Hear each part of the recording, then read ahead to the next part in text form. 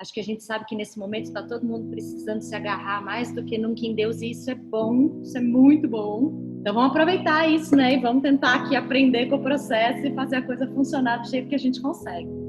Então, a gente hoje, eu vou trazer uma palavra que a gente vai mais bater um papo, Marcos e eu, que fala sobre sacerdócio e realeza.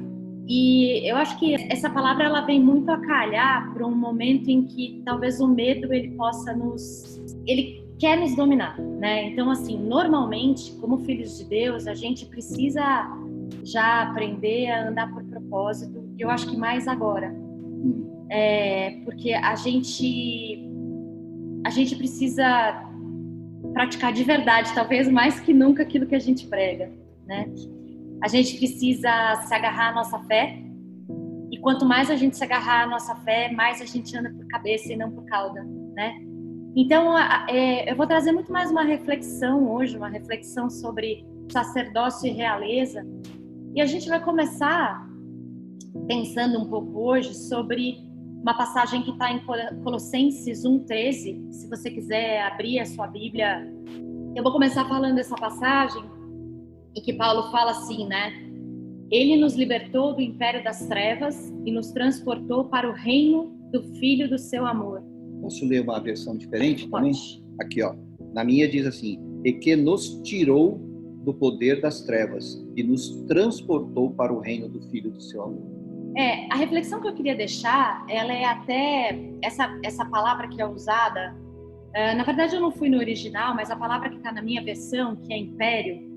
Quando a gente pensa em nos tirou do império das trevas e a gente pensa na palavra império, toda vez que você pensa em império, na história, significa um povo ou uma nação que subjugou outras nações, que usou de dominação, de destruição, de violência, de tirania, de força, para poder subjugar outros povos, poder... no império, o império, ele parte do princípio de que os outros são menores e de que os outros têm que fazer aquilo que o império manda, sob risco de morte, sob risco de sofrimento, de tortura. Enquanto o reino traz algo muito diferente, né? O reino ele traz uma sensação de estabilidade, de construção, de cuidado. Quando você pensa num reino, geralmente o rei ele busca a construção do seu povo, ele busca a construção de um contexto. Enquanto o imperador quer destruir, o rei quer construir. Nós não vivemos isso como cultura, né? A nossa nação não entende isso tão forte, mas é importante você buscar esse entendimento, porque faz toda a diferença quando você começa a falar do reino de Deus. É diferente, é muito diferente de um império, tá? Deus, quando trata com a gente, ele trata com amor, ele trata com cuidado, ele não trata subjugando, forçando. Exato. E aí, nessa palavra, é muito legal, né? Porque as palavras na Bíblia, elas não são usadas à toa. Então, quando ele fala, nos libertou do império das trevas e nos transportou para o reino do Filho do seu amor, além da gente pensar um pouco nessa diferença entre o império e o reino, eu também queria chamar um pouco a atenção dessa questão do transporte. E até eu tinha anotado aqui, mas eu vou lá na passagem para a gente ver junto, porque essa palavra original é legal. O transportar, ele fala o seguinte, ó, transpor, transferir, remover de um lugar para o outro. Se a gente pensar que a palavra traz uma verdade espiritual, o que ele está falando é: Jesus, a partir do seu sacrifício, nos tirou espiritualmente de um governo, de um império que subjuga, de trevas, e nos transportou para um novo lugar. Ele nos transportou para o reino do Filho do seu amor. Então imagina que quando você aceita Cristo como Senhor e Salvador da sua vida, você sai de um governo, seu espírito, que na verdade representa quem você verdadeiramente é, ele sai de um regime de império em que você é subjugado, em que você vai sofrer, em que você vai ser comandado pelas trevas, e você é transportado para um reino E a partir do momento em que você é transportado para esse reino, você vira o cidadão de um novo lugar. E é por isso que você precisa começar a aprender uma porção de novas regras, de novas formas de funcionamento. Porque quando você passa para esse reino, você vai viver como cidadão desse novo reino. E existe até passagem na Bíblia que fala isso, né? Que você é cidadão. Então, assim, você vai ser cidadão do reino de Deus. E vai precisar se governar a partir daquilo que a Bíblia nos ensina, que tem tudo a ver com o reino de Deus. É engraçado assim que quando Paulo escreveu isso, eu estou fazendo um paralelo aqui, que muitas vezes quando algo é colocado na Bíblia, a gente fala, mas no contexto daquela época, a gente tenta explicar e a gente não entende muito. E eu fico pensando, será que Paulo entendia como nós hoje entendemos esse transporte por causa da internet, carros rápidos, trem, avião, tudo? Para nós é muito mais fácil hoje essa concepção, só que ele estava num Mas mundo... eu acho que ele entendia mais ainda, porque ele foi transportado para o céu, né? Ele teve um momento de transporte para o claro, céu. E ele, como palavra vinda diretamente do Espírito Santo, a gente fala, Paulo não entendia. Claro que ele entendia. Claro que talvez ele não viu o que nós vemos hoje, né, de forma material, mas ele estava no reino já, sendo participante para que pudesse falar desse transporte. Eu não sei, eu não me lembro qual dessas cartas, mas tem em algum momento, Paulo conta, inclusive, que ele foi que ele chegou a ter, né, ele foi aos céus. Então, talvez ele mais que ninguém podia falar desse transporte, né, desse transportar. E aí eu queria trazer mais duas reflexões, porque aqui a gente falou sobre nós sermos transportados do império das trevas para o reino de Cristo, né? A partir do momento em que a gente o aceita, em que a gente o recebe na nossa vida. E aí eu queria agora trazer um pouquinho falando sobre quem nós somos dentro desse reino. Então vamos com a gente lá em Apocalipse 1, de 4 a 6. Vamos lá. Eu também vou abrir aqui, apesar de eu já ter colocado nas minhas notas. Então vamos aqui, vamos junto. João, às 7 igrejas que se encontram na Ásia, graça e paz a vós outros, da parte daquele que era, que é e que há de vir, da parte dos 7 espíritos que se acham diante do seu trono, e da parte de Jesus Cristo, a fiel testemunha, o primogênito dos mortos e o soberano dos reis aqui da terra. A aquele que nos ama e pelo seu sangue nos libertou dos nossos pecados e nos constituiu reino, sacerdotes para o seu Deus e Pai. A ele a glória e o domínio pelos séculos dos séculos. Então veja bem, Jesus Cristo, que é o soberano dos reis na terra, ele nos constituiu reino e sacerdotes para o seu Deus e Pai. Então começa a pensar aí, quer dizer, você aceita Cristo, você é transportado de um governo imperial, ditatorial, para um reino do Filho de Deus, o reino do Filho do amor de Deus. Ou seja, pensa só, a partir do momento que você aceita Cristo, o que acontece na sua vida? E a partir daí você é constituído, nós somos constituídos sacerdotes e reis. E a gente precisa começar a se apropriar disso. Uma outra passagem também que vale a pena a gente ler nesse momento é 1 Pedro 2, de 9 a 12. Essa é bem conhecida, né? O cara que já é crente há algum tempo, ele fala essa passagem bastante. Só que, não, peraí que eu já falo. Vós, porém, sois raça eleita, sacerdócio real, nação santa, povo de propriedade exclusiva de Deus, a fim de proclamardes as virtudes daquele que vos chamou das trevas para a sua maravilhosa luz. Vós sim, que antes não erais povo, mas agora sois povo de Deus, que não tinhas alcançado misericórdia, mas agora alcançastes misericórdia. Então vamos lá, gente. Olha só o que acontece quando a gente recebe Jesus como nosso Senhor e Salvador. De novo, eu não vou parar de bater, porque é muito importante que a gente entenda isso. Nós somos transportados de um império para um reino. Nós somos constituídos reis e sacerdotes. E somos constituídos reis e sacerdotes para Deus e Pai de Cristo. E somos sacerdócio real para anunciar as virtudes do que nos chamou das trevas para a sua maravilhosa luz. Então, pensa só, normalmente quando as pessoas declaram, né, porque a gente é sacerdócio santo, eu vou ser meio tendenciosa aqui, mas eu tendo a desconfiar que quando as pessoas falam isso, elas falam muito no sentido de, não, porque eu tenho direitos, porque eu sou revestida de realeza, sou revestida de sacerdócio. E geralmente quando a pessoa fala isso, é meio que eu tenho direito, sabe? Só que a Bíblia fala que nós somos constituídos reis e sacerdotes para Deus e seu Pai. Então nós temos obrigações, uma vez que nos constituímos reis e sacerdotes. E aqui também fala para anunciarmos as virtudes do que nos chamou das trevas. A gente, fazendo um paralelo com o que está acontecendo hoje, a gente vê isso, por exemplo, das pessoas indo num supermercado. O egoísmo, né, é muito natural. É verdade. As pessoas sempre pensam em si mesmas, naquilo que é para ela, naquilo que ela vai ganhar, naquilo que vai ficar na mão dela. Tá? E aqui a gente está olhando o outro lado. Uma vez que você é constituído, uma vez que você é transportado, uma vez que você entende o conceito, não somente aqui, mas no seu espírito, o que fazer com isso?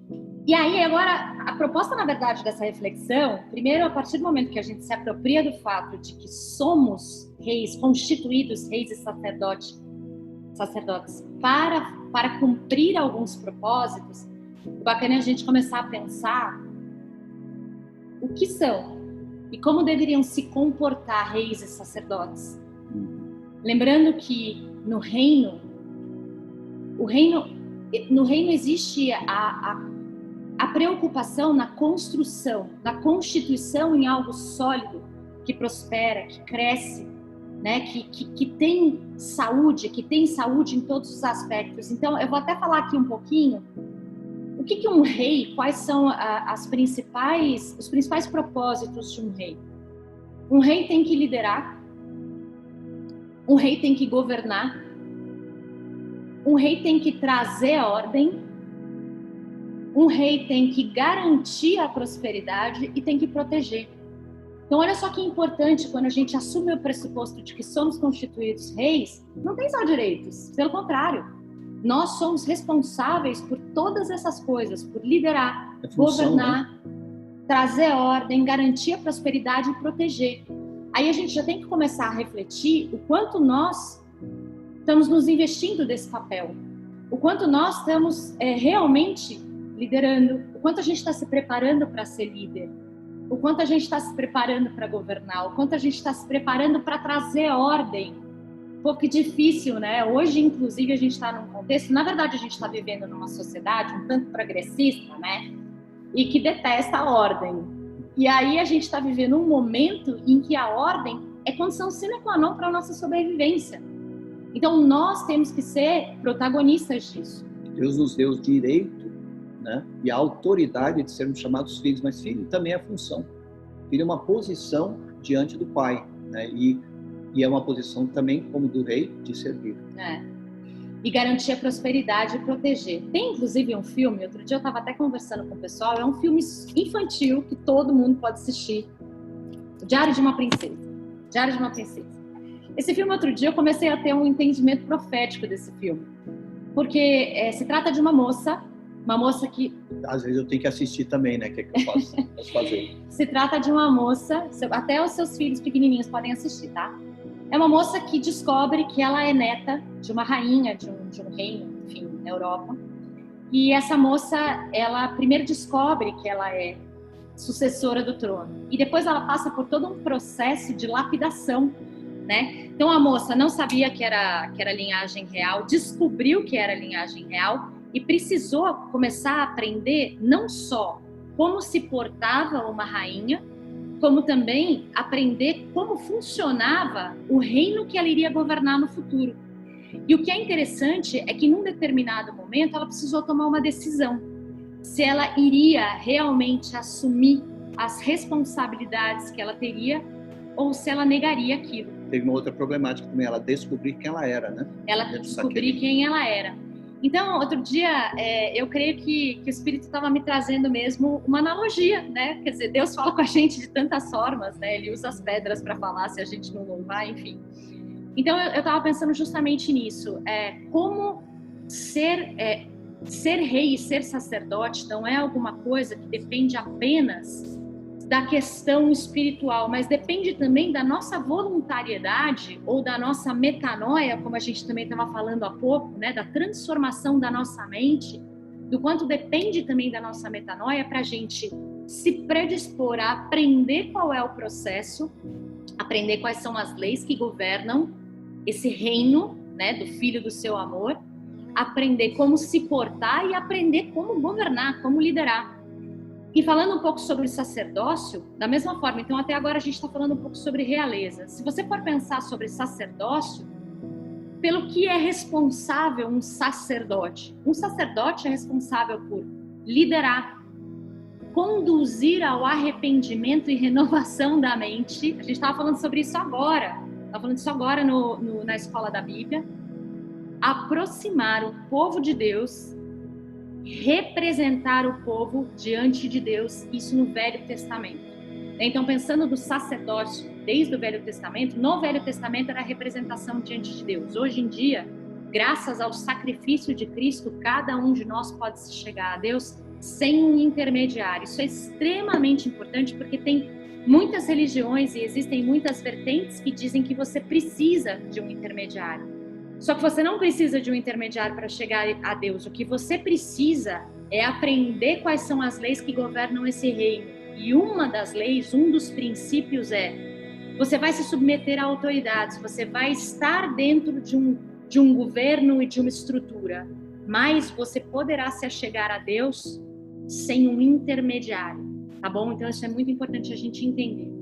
Conduzir o povo à aproximação de Deus, mas ele nunca será um intermediário. Ele pode ser uma autoridade, tem que ser respeitado, honrada, mas ele nunca será o intermediário. Isso é muito importante da gente entender, tá, gente? Até para nós precisamos parar aqui, porque a religião antiga colocava o sacerdote como aquele responsável por colocar você em contato com Deus, né?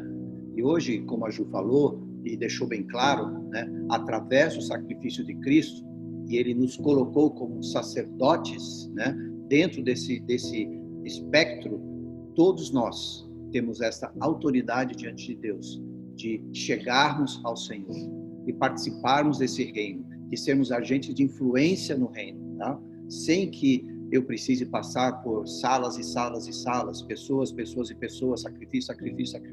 Tudo isso foi derrubado para que Jesus Cristo pudesse entrar na vida dessa pessoa, na minha vida, como já entrou, na vida da Ju e na vida de tantas outras pessoas, para que nós, então, hoje, pudéssemos ser esses agentes de influência onde nós colocamos os nossos pés, tá?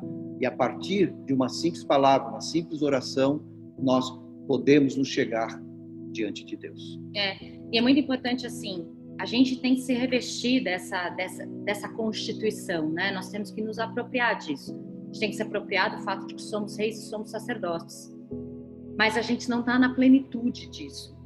A gente tem que aprender, a gente tem que passar por um processo de aprendizado contínuo e a gente tem que ser humilde nesse processo de aprendizado, né?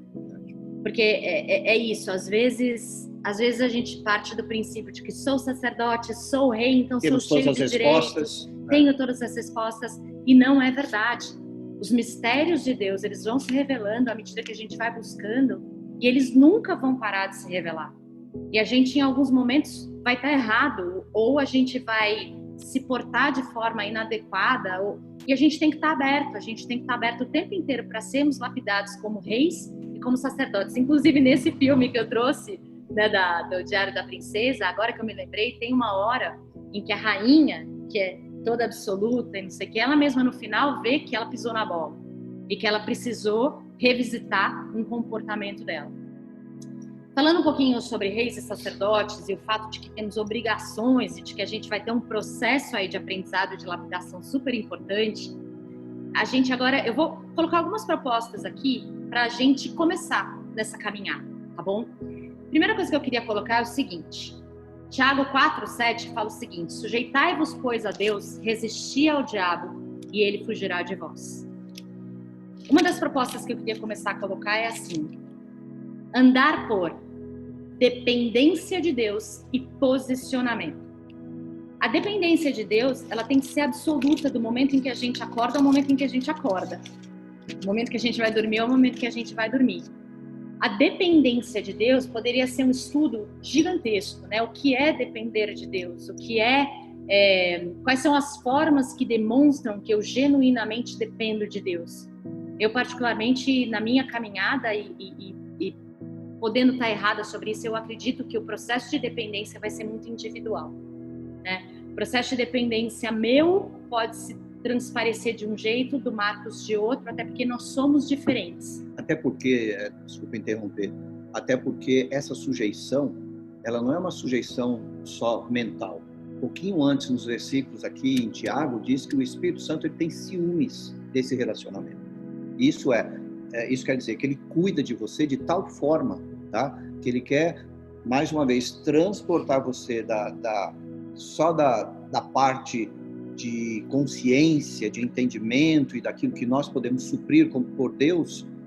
Deus nos deu essa capacidade mental, tudo bem, mas o Espírito Santo é que vai te ajudar nessa sujeição, tá? Quando eu vou me sujeitar a Deus, eu tenho que entender vários pontos.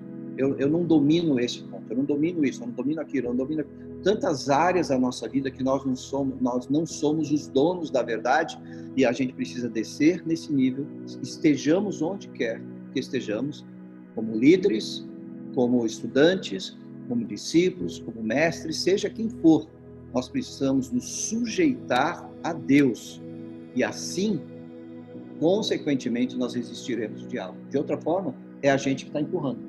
Eu posso te fazer uma pergunta? Como é o seu processo? Você vai me colocar no fogo aqui? Não, é mais para a gente refletir mesmo. E aí eu queria convidar todo mundo a pensar nisso. Como é que você percebe o seu processo de dependência de Deus? Primeiro, na minha insignificância. Eu acho que, claro, a Bíblia diz assim, na nossa fraqueza Deus vai nos fortalecer. Então, o primeiro lugar que eu tenho, eu estou falando de mim, eu me entendo como alguém que não é dono da verdade. Uma das razões pelas quais nós usamos isso na Deus Primeiro, a gente não inventa a roda a gente não reinventa a roda que já foi inventada. Se existe um ministério, se existe uma pessoa, se existe alguém que faz bem, nós apoiamos, tá? A gente não fala, então deixa eu fazer também porque eu vou fazer melhor. Não, eu apoio aquele que já está fazendo para que ele faça melhor. Isso é uma forma de eu me sujeitar a Deus, porque quando eu faço isso, eu posso focar mais naquilo que eu faço bem. E eu não preciso fazer, porque eu estou fazendo bem, então também vou fazer bem o que ele está fazendo, só porque eu vou ser melhor do que ele, ou porque eu quero aquilo para mim. Não, a minha sujeição a Deus mostra que eu sou dependente de Deus, dos meus irmãos, dos meus relacionamentos. E aí é igreja. Eu não estou construindo o meu império. Eu estou dentro de um reino, e no reino tem um rei. E essa engrenagem, então, ela tem que estar conectada. Pelo menos é assim que eu me coloco. É legal escutar o Marcos falando, porque isso mostra que a dependência ela pode ser mais macro e pode ser mais micro, né? Exatamente. Eu, por exemplo, eu me vejo dependendo de algumas formas, assim.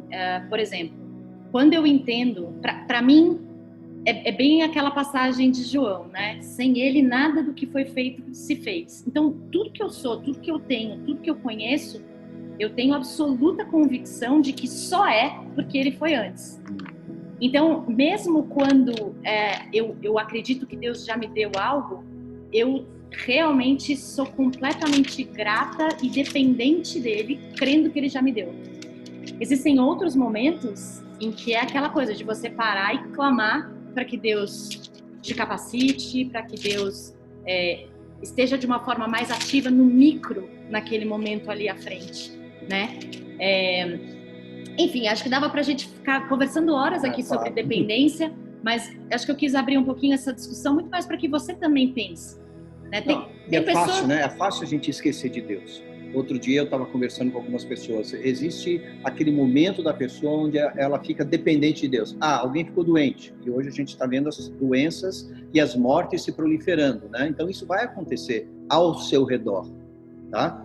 Mas o melhor é você entender que você não é o dono dessa situação. Às vezes a gente entra num processo de dependência, daí eu venho para Deus. Eu chego em Deus, peço para Ele, eu tenho fé, os meus irmãos vão orar comigo, aquela igreja vai me atender. Daí a coisa começa a melhorar. Eu fiz até um gráfico outro dia para isso, né? As coisas começam a melhorar, aquela fé que eu tinha em Deus começa a descer e o meu eu começa a imperar novamente. Daqui a pouco eu não sou mais dependente de Deus como eu deveria ser, porque no momento da luta Deus estava aqui, eu estava aqui embaixo e eu precisava de Deus, então eu creio nele, eu tenho fé em tudo. Daí a coisa começa a melhorar, a vida começa a melhorar, os problemas são amenizados e daqui a pouco eu sou dono novamente da minha situação e eu não dependo mais de Deus. Só que esse é o grande estrago de Satanás na vida da pessoa, porque a partir daqui a Bíblia diz: aquele que está em pé, cuide para que não caia. Tá? Que pensa estar em pé. E a soberba, aquele que é soberbo resiste ao Senhor. Deus resiste a essa pessoa. Então o que acontece? A sua soberba, você desce. E Deus vai mostrar, então, provar para você que você é dependente. Então, melhor do que Deus ter que provar, é eu aceitar humildemente. Então, assim, a gente abriu essa discussão mais até para poder refletir. Voltando, o cerne aqui é assumir a posição e a postura de realeza e sacerdócio, né? Então, uma coisa é a dependência de Deus e, paralelamente a isso, é o posicionamento. Como é que você se posiciona diante da sociedade, diante da própria igreja? Qual é o seu posicionamento? Você se posiciona a partir das suas inseguranças, a partir dos seus medos, a partir daquilo que o mundo te ensina? Ou você se posiciona a partir da dependência, da humildade, daquilo que você conhece, da cultura do reino? Como é que você se posiciona? Por exemplo, algumas são as vezes, eu particularmente, né, e voltando aqui um pouco para esse bate-papo, eu acredito profundamente que dentro da igreja a gente tem que ter muito cuidado em não mostrar que está tudo dominado, né? Eu me posiciono como alguém em construção. E esse é um posicionamento, e eu acredito nisso, como realeza e como sacerdócio, eu acredito nisso. A outra coisa também, por exemplo, fora daqui. Quantas vezes eu estou no meu trabalho e alguém pergunta para mim, uma das perguntas que eu mais escuto as pessoas dizerem é assim: você faz sem nota? É uma das coisas que eu mais escuto, e eu falo: não, só faço com nota. Eu prefiro receber menos e fazer o que é certo a fazer de outro jeito. Quantas vezes também alguém me pede para fazer um posicionamento diferente, às vezes nas redes sociais? Não, eu me posiciono. Eu não julgo o outro, mas eu me posiciono naquilo que eu acredito. Então é isso, é a dependência de Deus e o posicionamento andando juntos. Quer fazer alguma coisa? É o Salmo 1, né? É com quem você vai andar, o que você vai ouvir, o quanto você vai ser influenciado, ou o quanto você influenciará. Tudo isso vai depender do seu posicionamento. Se eu me posiciono nos princípios, nos valores, nas verdades, na missão, no foco, no propósito, daquilo que Deus me deu, as pessoas vão ser influenciadas a partir desse posicionamento. Porque se eu não me posicionar, eu serei influenciado pelo posicionamento do outro. E essa é uma grande armadilha que muitas vezes você mesmo pode preparar. Por que você mesmo prepara? Porque se você não se posiciona, você fatalmente será influenciado, poderá ser, né, influenciado por outra pessoa. Acho que as pessoas, inclusive, só um parênteses até para a gente mudar de ponto, as pessoas, principalmente hoje no universo da mídia social, elas confundem um pouco posicionamento com briga. Gente, e isso vai ter tudo a ver com o próximo ponto que eu vou falar, que é o andar por resposta e andar por proposta. O que eu quero dizer com isso? Deixa eu ler até um pouquinho aqui, ó. Deuteronômio 28:13. E o Senhor te porá por cabeça, e não por cauda, e só estarás em cima, e não debaixo, se obedeceres aos mandamentos do Senhor teu Deus, que hoje te ordeno para os guardar e cumprir. Então, de novo, né? Às vezes o crente que já está na caminhada há algum tempo fala assim: não, eu vou andar por cabeça, não vou andar por cauda, que é aquela coisa do é meu, me dá. Mas esse versículo, ele tá trazendo pra gente muita diretriz, né? No sentido da dependência de Deus, do posicionamento, do reino que a gente serve, da cultura de reino. Então, assim, nós somos colocados por cabeça e não por cauda, e vamos estar em cima e não por baixo, se obedecermos aos mandamentos de Deus. condicional, né? Que existe sempre na palavra de Deus, vai existir uma condicional. E aí tem uma coisa que é muito interessante, que é assim, o andar por resposta e o andar por proposta. Em alguns momentos, esse andar por resposta vai ser válido, em outros não. Mas o andar por proposta sempre será na nossa visão. Deixa eu explicar. Voltando para a questão da mídia social. O que adianta se alguém postou alguma coisa, você ficar batendo boca ali, você não tem ideia do quanto essa pessoa não vai aceitar o que você vai falar. Porque essa pessoa vai se sentir ofendida de tantas formas que ela vai rejeitar em absoluto aquilo que você está falando. Vai literalmente ser pérola aos corpos, tá? Agora, e se você andar por proposta? E, de novo, não julgando o outro, mas se posicionando. Agora, imagina só, se todo cristão caminhar continuamente se posicionando naquilo que acredita como proposta, propondo formas de ser, formas de pensar, formas de se trabalhar, ou seja, é a gente liderando o caminho, a gente se posicionando. Pensa só se um rei ou um sacerdote não se posicionarem na proposta. Pensa só se a gente não andar definindo para onde a gente está indo, como a gente está indo, o caminho vai ser muito mais lento. E, aliás, nós temos experiência em não definir o caminho. A gente perdeu muito tempo, muitas vezes, em definir um caminho. E o nosso avanço ficou limitado por conta disso. Quando você não define, você tem todas as opções de caminho. Quando você define, você tem um caminho. É aquele ditado, né? Quando eu não sei para onde eu vou, todos os caminhos servem. Exatamente. Então é isso. O rei e o sacerdote, é muito importante a gente andar por proposta. Propondo a cultura, propondo o andamento, propondo as diretrizes, propondo como se faz. E não ficar respondendo, batendo boca, indo contra alguém, porque isso não vai funcionar nem um pouco. Agora, tem um outro tipo de resposta que é fundamental para o rei e para o sacerdote. Todo rei e todo sacerdote tem que responder a crises. Tem que responder às necessidades do povo que é governado ou que é instruído, que é orientado por ele. Então, por exemplo, o rei.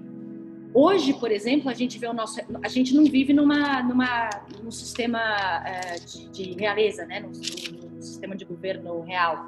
A gente vive num sistema presidencial. Presidencial? Acho que assim fala, né? Sei lá, agora deu um branco. Mas o que é importante é saber, em todos os sistemas de governo hoje em dia, vão buscar proteger o seu povo por resposta, porque existe uma crise acontecendo, então o governo, a autoridade tem que ir lá responder a essa situação. Dentro da igreja, isso também é verdade. Por exemplo, a gente teve aqui na Deus Primeiro há algum tempo, a gente teve as enchentes que aconteceram aqui próximo à nossa igreja em Alphaville, né, Carapicuíba, Osasco e etc. E a igreja correu para socorrer em resposta uma situação que estava acontecendo em Carapicuíba, né? Então, isso é o governante, é a realeza e o sacerdócio respondendo por resposta, e também no individual. Então, é aquela história, né, que a gente tem que atender o indivíduo na sua formação, o indivíduo na sua construção. É tanto a proposta, então eu com o indivíduo proponho caminhos, proponho coisas, como a gente está fazendo hoje aqui. A gente hoje, nessa palavra, a gente está caminhando por proposta. Um pouco por resposta, porque a gente está também atuando um pouco frente a essa situação que a gente está vivendo, mas está trabalhando por proposta. Agora, essa resposta do individual, do cuidar, quando existe a necessidade, etc., isso também vai ser uma obrigação, se a gente pode dizer assim, do sacerdote. Uma coisa legal que a gente está falando aqui também de transformação de mentalidade, né? Para você falar de proposta, a pessoa tem que estar com a sua alma aberta para receber. A gente não está aqui forçando, impondo em quem não quer receber. E nós somos aqueles que tratamos das vidas. Só que eu não vou tratar da vida, de dar a vida e propor vida àquele que tem a sua alma fechada. Então, o meu entendimento, o meu relacionamento, ele tem que entrar na vida de uma pessoa, influenciando. A minha proposta é essa: influenciar se você quiser receber, se você estiver aberto a receber. Porque se você não estiver aberto a receber, a sua alma está fechada. Ela falou já aqui, é lançar pérolas aos porcos. E o nosso propósito é abençoar aquele que quer receber, aquele que está pronto para ouvir aquilo que Deus tem para compartilhar. Então, esse é o segundo ponto, né? O primeiro ponto é dependência de Deus e posicionamento. O segundo ponto é andar por proposta e por resposta, mas a resposta que constrói, não a resposta que destrói, tá bom? Vamos para um terceiro ponto aqui, que tem a ver, aqui são antagônicos os pontos que eu vou colocar, que tem a ver com a instabilidade da alma versus a decisão do espírito. E aqui eu vou trazer, posso trazer três versículos? Você vai falar que eu estou trazendo muito versículo? Não, a gente lê, eu te ajudo a ler. Então tá bom, vamos lá. Jeremias 17, 9, 10. Esse é um que todo mundo conhece também, quem já caminhou há um tempinho no Evangelho. Enganoso é o coração, mais do que todas as coisas, e perverso. Quem o conhecerá? Eu, o Senhor, esquadrinho o coração e provo os rins, e isso para dar a cada um segundo os seus caminhos e segundo o fruto das suas ações. Então, assim, nesse versículo, principalmente nessa passagem, o que eu quero chamar a atenção é: enganoso é o coração. E aí não é o meu, não é o Marcos, não é o teu, é de todo mundo. O coração é enganoso, a nossa alma é enganosa, né? Os nossos pensamentos e os nossos sentimentos são enganosos, e a gente precisa partir desse princípio e ser humilde o suficiente para saber disso. Efésios 4,14, que é o outro que você está falando, né? Está anotado ali. Para que não sejamos mais meninos inconstantes. Isso é natural da criança, né? Levados ao redor por todo o vento de doutrina, pelo engano dos homens, que com astúcia induzem ao erro. Tem uma outra passagem também que fala, né? Maldito o homem que confia no homem. A gente tem que tomar muito cuidado mesmo, para não ficar andando para todos os lados. A gente vê muitos cristãos que agora ouvem esse, aquele... Não, a gente tem que tomar cuidado para não ser como meninos inconstantes. Nosso coração é enganoso. E aquilo que alimentar mais a nossa alma será aquilo que nos atrairá mais. Boa. E o último versículo que eu quero trazer, que é Gálatas 5,17, é que a carne cobiça contra o espírito e o espírito contra a carne. E esses opõem-se um ao outro para que não façais o que quereis. Vamos pensar um pouco nessa parte do não façais o que quereis. O que será que a Bíblia está falando nessa hora? Você é um espírito que tem uma alma é ótimo, né? Que tem uma alma e habita num corpo. O seu espírito é quem deve governar, sob influência do Espírito Santo. Então é assim, o seu espírito a sua carne vai lutar contra ele e vice-versa. Aquela história da dependência, lembra? A dependência e o posicionamento? A questão é que a gente fica demais na nossa alma, a gente fica demais naquilo que nos conforta. E muitas vezes, é tão bonito, cara, porque quando a palavra fala em exortação é uma coisa linda, porque é aquela bronca que você sente que faz sentido. Você sente segurança ao receber aquela bronca, você não sente insegurança, você sente segurança, mas não necessariamente você sente conforto. Eu queria só pontuar aqui, que aqui nesse capítulo de Gálatas, é exatamente onde fala das obras da carne, né? Logo depois disso aí. E quando você fala de porque a carne cobiça contra o espírito, aqui existe uma grande negociação. E nessa negociação, quando a carne ganha, no nosso caso, é a gente desvalorizar aquilo que nós já recebemos. Você falou de rei, você falou de sacerdócio, você falou de reino, você falou de quem nós somos em Cristo, você falou do sacrifício de Jesus. Daí vem a carne, vem a cobiça, e eu me vendo a essas coisas. Eu estou fazendo uma troca injusta, desnecessária, e eu estou sendo um mau vendedor, um mau negociador, porque eu estou permitindo que aquilo que eu tenho, que deveria ser muito valorizado em Cristo, seja simplesmente lançado fora pela cobiça da carne. Pensando na realeza e no sacerdócio, imagina só se você tivesse sob um governo ou sob a autoridade dentro de uma igreja que fosse completamente governado pela sua alma. Então, o cara tá lá, numa hora ele acha isso, no outro lado ele acha aquilo, aí ele ouve uma coisa, aí ele vai pra lá, ele ouve outra coisa, ele vai pra lá, e ele fica, você vê que o cara tá em todos os lugares, em todo o tempo, aflito, confuso. Não. Quando a gente se governa pelas emoções, a gente vai errar e vai errar muito. E como somos reis e sacerdotes, aquilo que no individual, quando eu me governo pela minha alma, isso tem um impacto ao meu redor. Porque nós fomos constituídos reis e sacerdotes, e essa é uma composição espiritual. Então, isso significa que tudo aquilo que eu vou fazer, as decisões que eu vou tomar, vão ter um impacto espiritual ao meu redor, quer eu perceba, quer não. E aí foi muito legal, porque aqui no Facebook colocaram, né? Como saber se somos dirigidos pelo coração ou pelo Espírito Santo? E aí até outra pessoa respondeu, o que é do Espírito Santo, existe concordância com a palavra de Deus. Brilhante, primeiro é isso, a gente precisa conhecer a palavra de Deus. E de novo, como eu falei, né, do Diário da Princesa, existe um processo.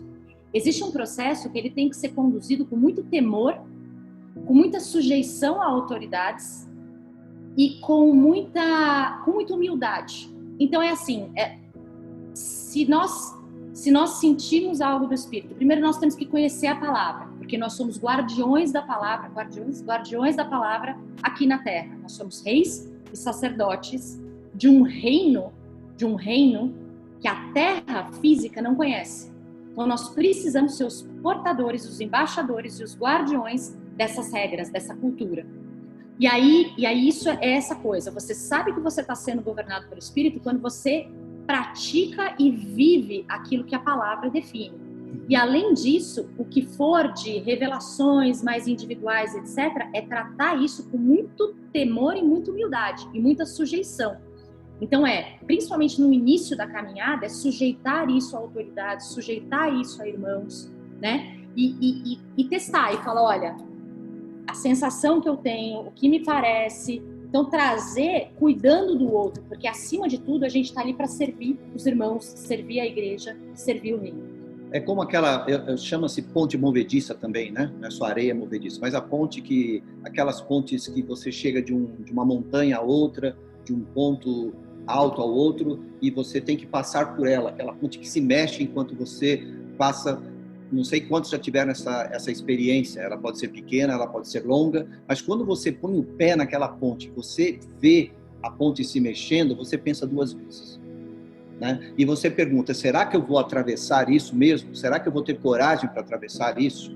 E aí você se sustenta no aço que está ali, ou na madeira, e você consegue atravessar pisando um passo de cada vez, mas você chega no outro lado, e quando você chega lá, você fala, a ponte não caiu. O paralelo que eu quero que você entenda aqui a sustentação é a palavra de Deus. A sustentação é esse fundamento que vai fazer com que você atravesse. A ponte movediça é o mundo, é onde você está pisando, é a insegurança das coisas que estão acontecendo, a virose que está sendo espalhada pela terra, o medo que as pessoas estão enfrentando, mas qual é a tua sustentação? Onde você se segura para que você não olhe somente para aquilo que você pensa, que você reflete. Então, Deus é a nossa sustentação. A palavra de Deus é que vai nos dar suporte. Eu vou atravessar com cautela. Eu vou dar um passo de cada vez. Eu posso até olhar para trás, mas eu sei que eu vou chegar lá na frente. Então, usando esse entendimento, eu acho que para nós, o que nos faz descansar é exatamente isso. A palavra de Deus é o nosso apoio, a nossa sustentação, a nossa paz. Então, assim, só para fechar esse ponto, o ponto, então, é andar como realeza e sacerdócio por instabilidade da alma versus a decisão do Espírito. Nós temos que andar pela decisão do Espírito. E aí até volta para aquele primeiro ponto, né? Eu dependo de Deus, eu me posiciono. Eu atuo quando a resposta é construtiva e eu atuo por proposta. E eu não ando por instabilidade da alma. Eu preciso ser muito atento a isso. Eu preciso estar o tempo inteiro aberto a ser confrontado pelo Espírito Santo, pelos irmãos, e não confrontado com julgamento, né? Confrontado no sentido da construção mesmo, do Diário da Princesa. E aí a gente tem que andar pela decisão do Espírito. E o último ponto que eu quero colocar, que aqui também é andar junto, que é o andar, e eu vou trazer, aqui é uma reflexão do Bill Johnson, que eu gosto muito, que ele fala o seguinte, trazendo vários versículos, tem pelo menos num livro dele ele traz isso, que é o governar para proteger e o servir para empoderar. O que significa isso?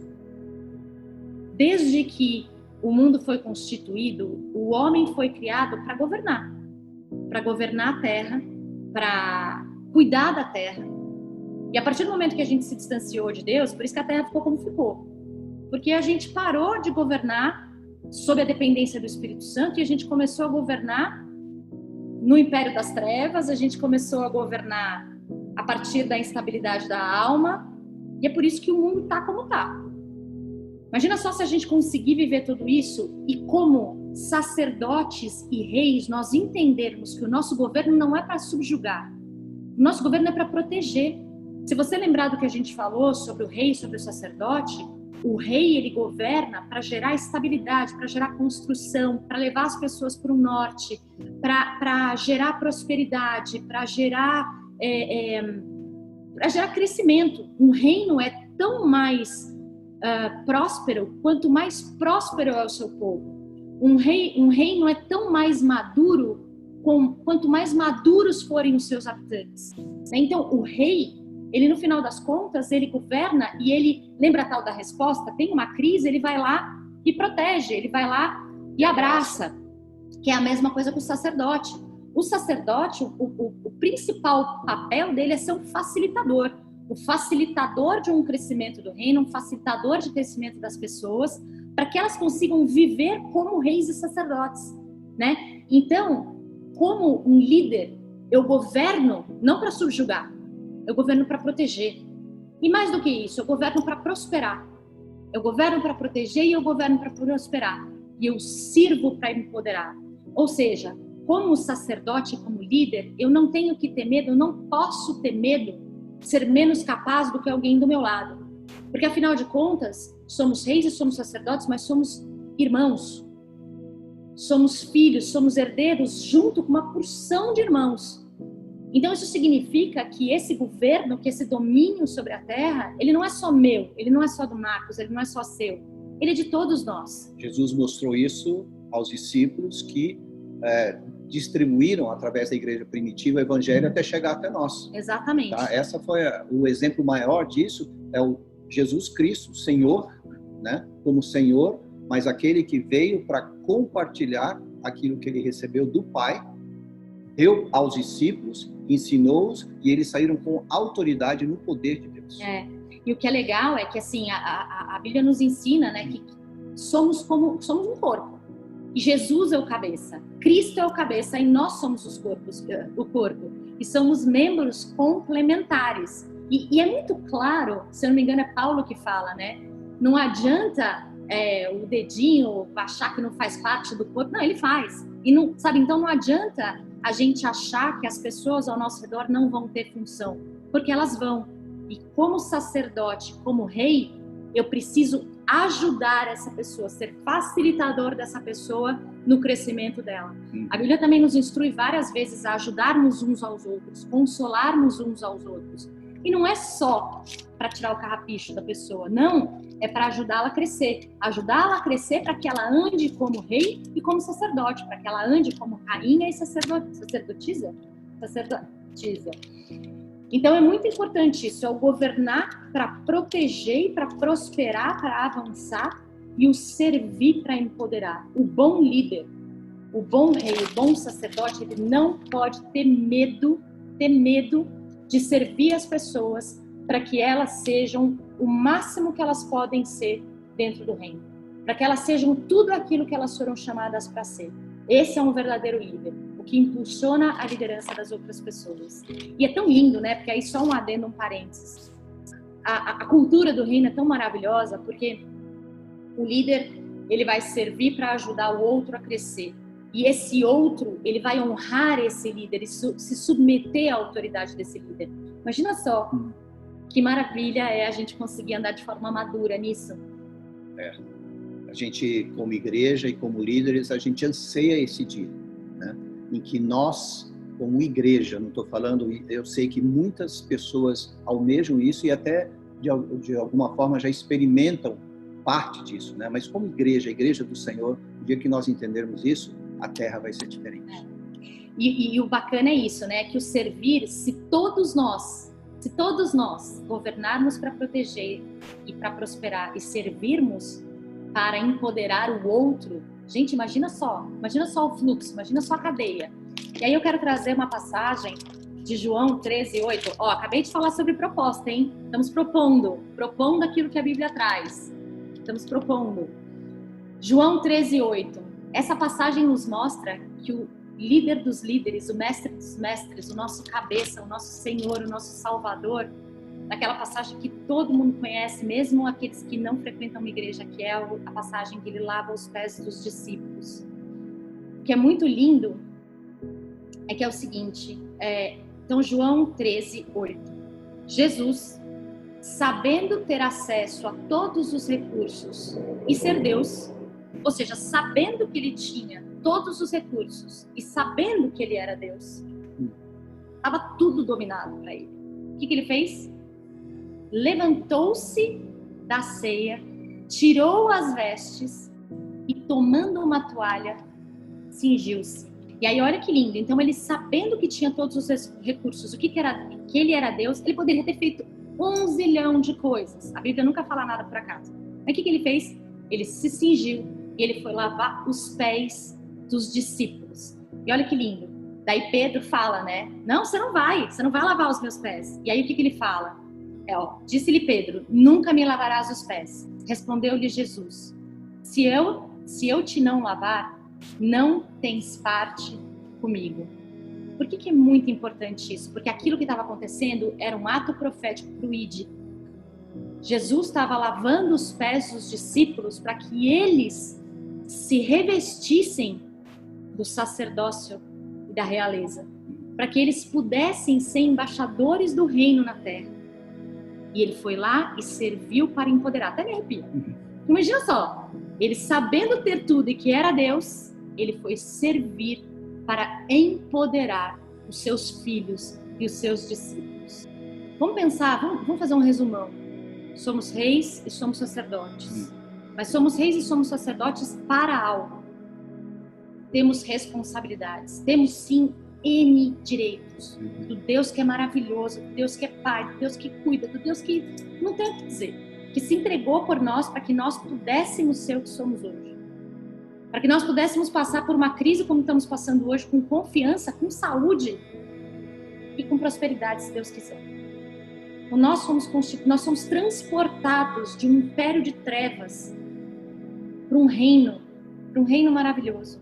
E somos reis e sacerdotes. E como reis e sacerdotes temos responsabilidades. Responsabilidades de nos posicionar, de depender de Deus, de andar por proposta e por uma resposta construtiva, de andar na dependência do Espírito versus as decisões do Espírito versus a instabilidade da alma e governando com propósito, governando para proteger, governando para prosperar e servindo para empoderar, que foi o exemplo que o nosso lindo e maravilhoso Jesus deixou para nós. Então, a pergunta que eu deixo, eu realmente gostaria que você pensasse a partir de hoje, é que mudanças de atitude, você, eu, Marcos, que mudanças que a gente precisa ter para representar aquilo que o Senhor nos entregou? Eu acho que muito melhor do que comentar aqui é permitir que cada um reflita, né? É uma pergunta que a gente tem que refletir para a nossa vida. Quais são as mudanças? Que atitudes eu, você, a igreja, precisa tomar? Temos que fazer isso, né?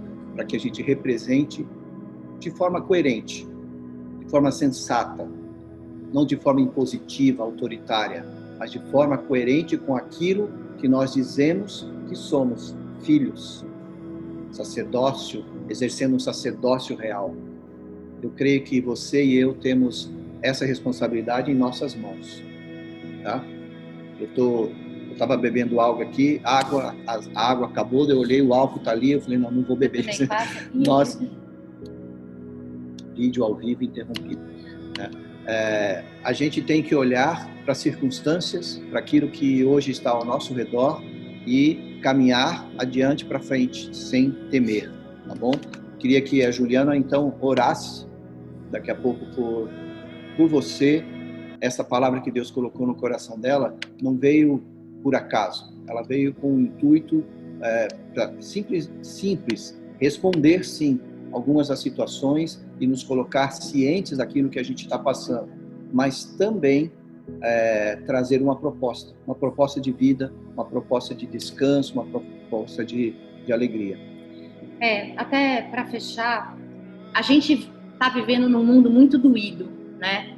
Num mundo que está sofrendo por diversas coisas. Agora a gente está com essa crise do Covid-19, mas a gente... Mas tá doendo, de uma forma geral, né? As pessoas têm estado confusas, sobrecarregadas, e a gente precisa se apropriar, se investir daquilo que Deus colocou sobre a nossa vida. E tem outra, quanto mais a gente conseguir caminhar por isso, e aí eu vou citar de novo o bom vídeo lá, filme da princesa. Tem um discurso final que ela fala assim: eu me dei conta de quantas vezes eu falo eu no dia. Se eu puder usar aquilo que eu sou e que eu tenho em prol de construir algo diferente no mundo, então aquilo que eu recebi vai ter valido a pena.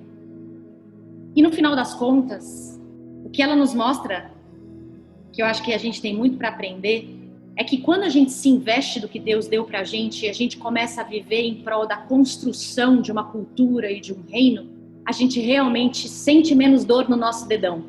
É menos o eu. E é mais o ele e por ele, dele por ele e para ele.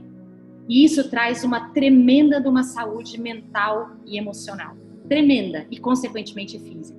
E nesse momento em que a gente está vivendo uma dor tão grande como o Covid-19, e existe tanta confusão e tanto medo para cá, para lá, vídeos, informação e etc., conseguir andar por cabeça e não por cauda pode nos levar a resultados que há muito tempo a gente está buscando e não sabe como.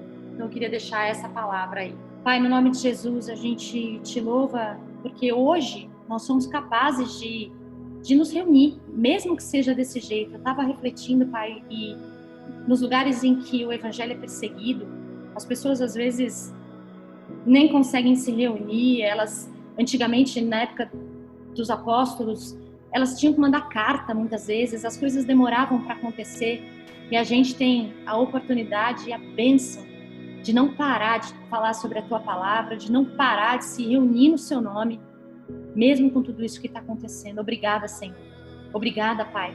Porque o Senhor é justo, é verdadeiro, é santo, e a gente vai ver as tuas maravilhas. Eu oro e clamo, Espírito Santo de Deus, que a tua palavra não volte vazia, que a gente possa viver, Senhor, a separação de juntas e medulas da tua palavra, e que a gente possa sair hoje dessa reflexão transformados, que a gente possa sair mais investidos daquilo que o Senhor nos constituiu como reis, como sacerdotes, e que possamos andar segundo aquilo que o Senhor quer, segundo aquilo que o Senhor nos deu, para alegrar o teu coração e expandir o teu reino. Ajuda-nos, Pai, nesse momento de tanta fragilidade, para que sejamos sobrenaturalmente fortes, para sustentar esse mundo. E, inclusive, que esse seja o momento, Pai, em que muitos vão voltar o seu coração definitivamente para Ti. A gente pede para que o Senhor abençoe também cada membro da Deus Primeiro. Não só da Deus Primeiro, mas de toda a igreja. De todo mundo, Pai. Protege-nos, Pai. Protege-nos, livra-nos de todo mal. Guarda-nos.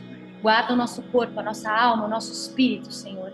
Guarda-nos, Pai. Guarda-nos das confusões emocionais. Guarda-nos da depressão. Guarda-nos, Senhor, da própria infecção com o vírus.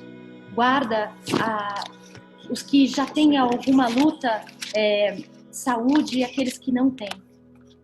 Nós te pedimos, Pai, e agradecemos, te louvamos, Senhor, porque a gente sabe que toda resposta perfeita vem de Ti. Em nome de Jesus.